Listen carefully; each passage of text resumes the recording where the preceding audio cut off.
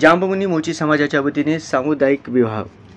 गेल्या 31 वर्षापासून जांबमुनी मोची समाजाच्या वतीने सामुदायिक विवाहाचे आयोजन केले जाते।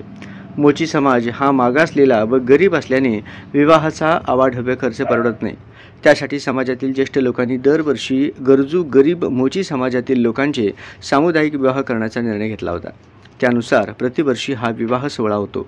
याविषयी अधिक माहिती समाजातील ज्येष्ठ मंडळींनी दिली आहे। आमच्या समाजाच्या वतीने गोरगरीब लोकांचे 1500 लग्न लावून दिलेत आतापर्यंत। यावर्षी पण 25 लग्न करण्याचे ठरवले आहे आणि या कार्यक्रमास आमच्या समाजातील इतर ठिकाणी राहणारे मुंबई, अंबरनाथ, हैदराबाद, रायचूर, गुलबर्गा येथून सोलापूरला लग्न कार्यासाठी हजर राहणार आहेत आणि आपले सोलापुरातील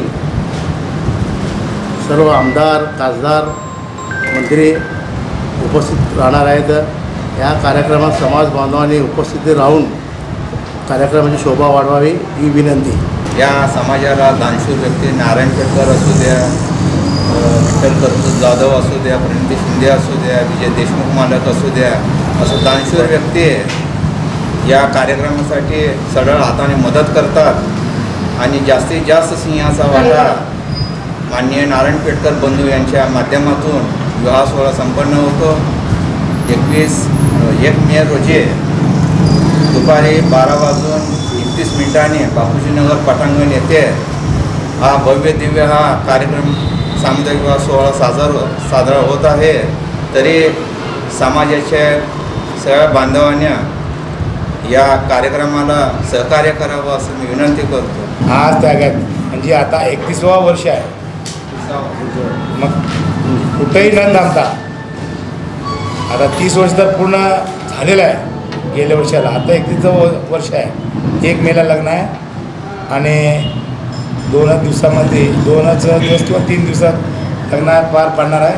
त्या लग्नाकरिता सोलापूर शहरातील विविध भागातील कार्यकर्ते आणि विविध भागातील राजकीय व्यक्ती हा सोहळ्यासाठी येणार आहेत। शहर आणि जिल्हा आणि लष्कराच्या वतीनं मी अध्यक्षाच्या वतीनं मी सर्वांना आवाहन करतो। सामुदायिक विवाह करण्याची योजना आमचे समाजातील कैलासवासी